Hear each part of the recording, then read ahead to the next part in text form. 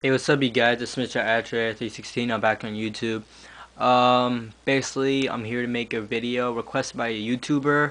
I'm gonna go check out his name in a second. Meanwhile, while I'm looking, basically, this whole video is gonna be on the concept of another top 10 favorite. And this one would be on the top 10 favorite PG era pay-per-views of all time, or the pay-per-views that have taken place during the PG era. And I got the name. His name is JJ3628. So that is JJ3628. He requested me to make a video on the top 10 best DVDs in the PG era.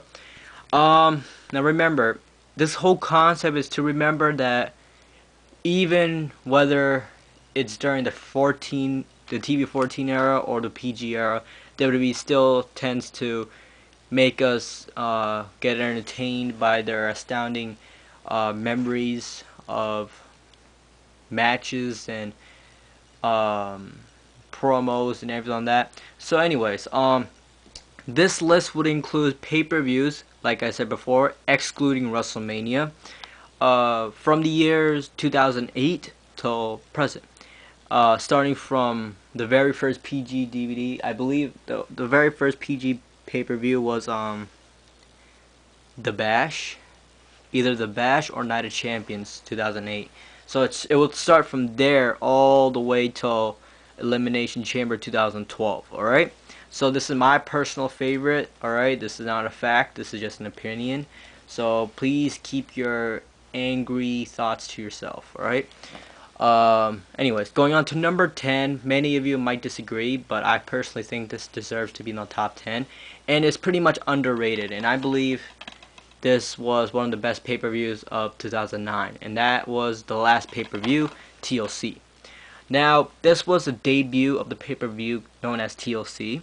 Many people, including myself, have been complaining about the creative thought by the WWE board members, making pay-per-views out of matches like Hell in a Cell, Elimination Chamber, TLC, and we just kind of got sick of it. And when this came out and replaced Armageddon, I personally got pissed off because Armageddon was one of my favorite pay-per-views of all time. Had many memorable moments in Armageddon.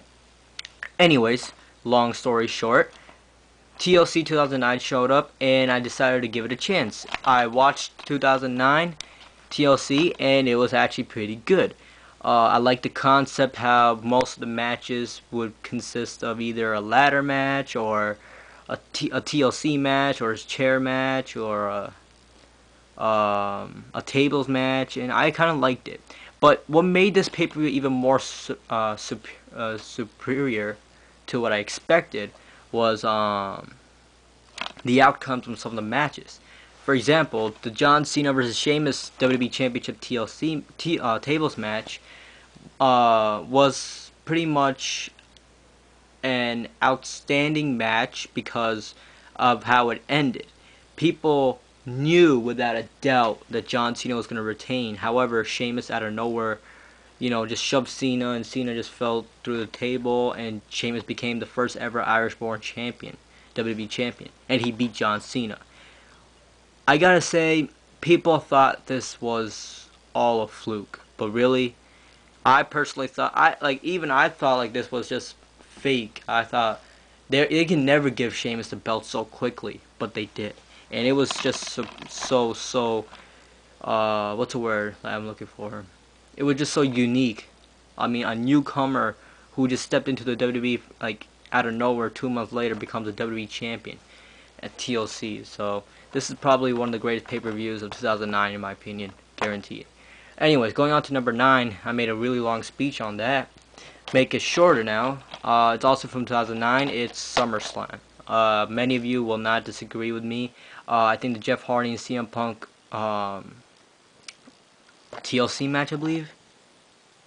Yeah, it was a TLC match between them for the World Heavyweight Championship. Very, very good match, especially since that was the last match in Jeff Hardy's career. Well, in the pay-per-view, last pay-per-view appearance So I thought that was a pretty memorable match. Definitely going to stick out in Jeff Hardy's career. Left us some great legacy.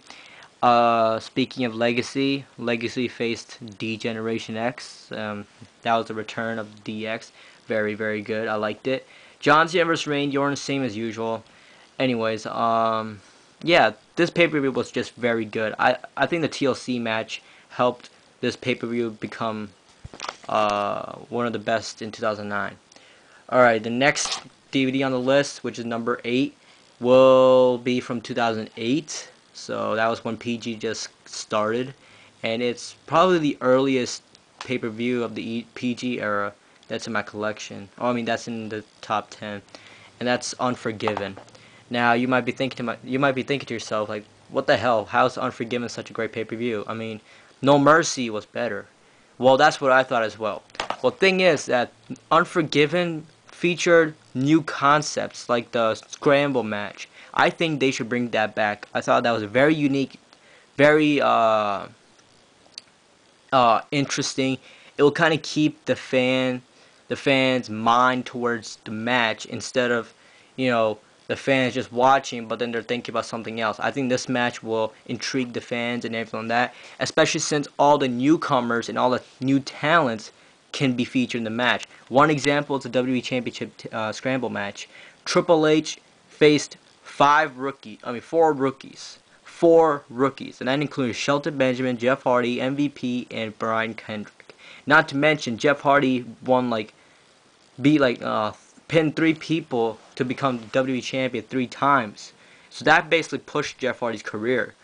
What else? Brian Kendrick, he also got a little glimpse of fame when he pinned Jeff Hardy. So that was a very good type of a match where everyone can get equal starship, or whatever you want to call it.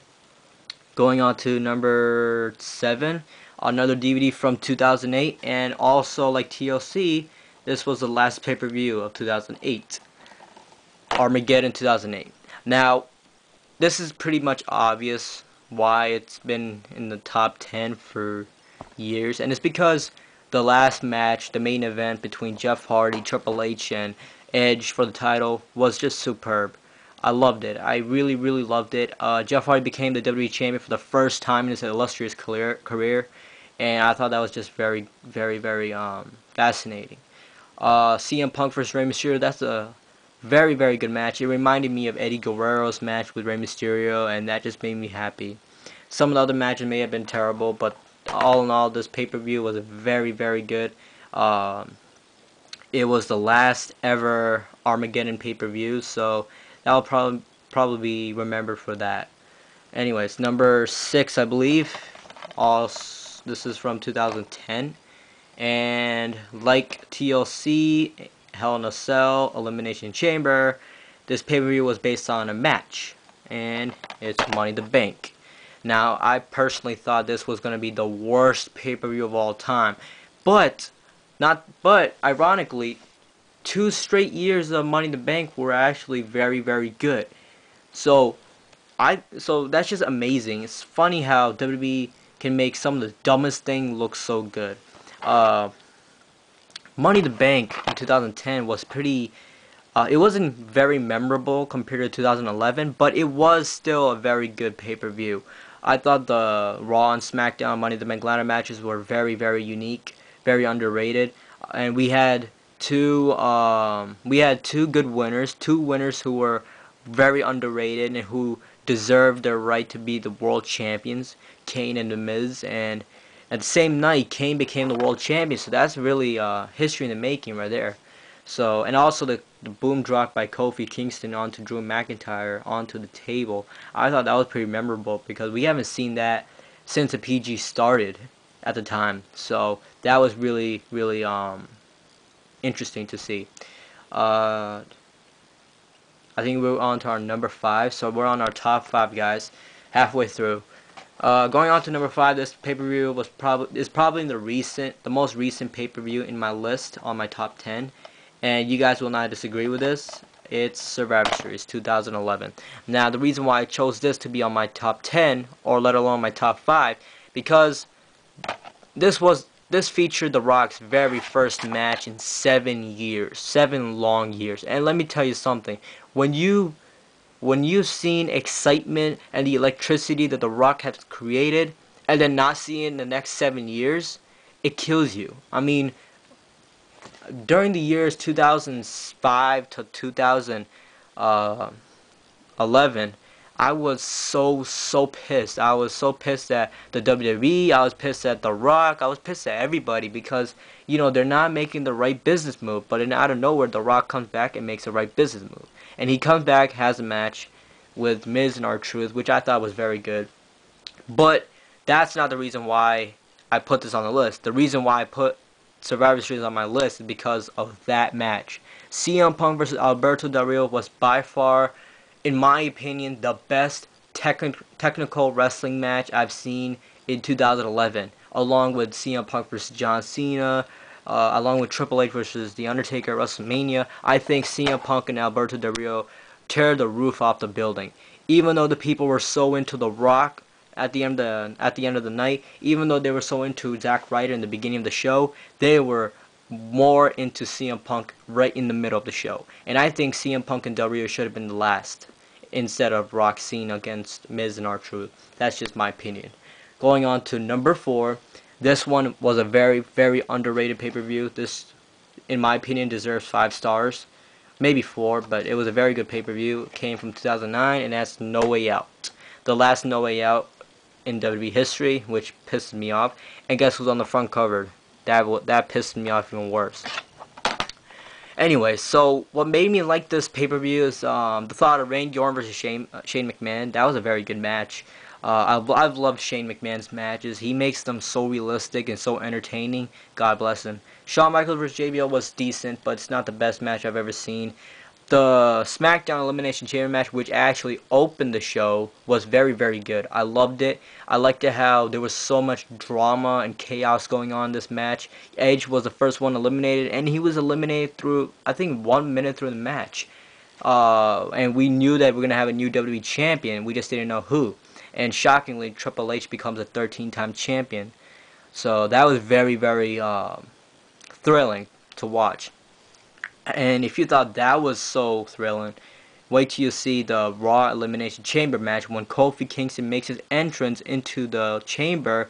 Out of nowhere, here comes Edge, the Ultimate Opportunist, joins in the match. I was so happy because I thought Kofi Kingston was just gonna ruin this match for me.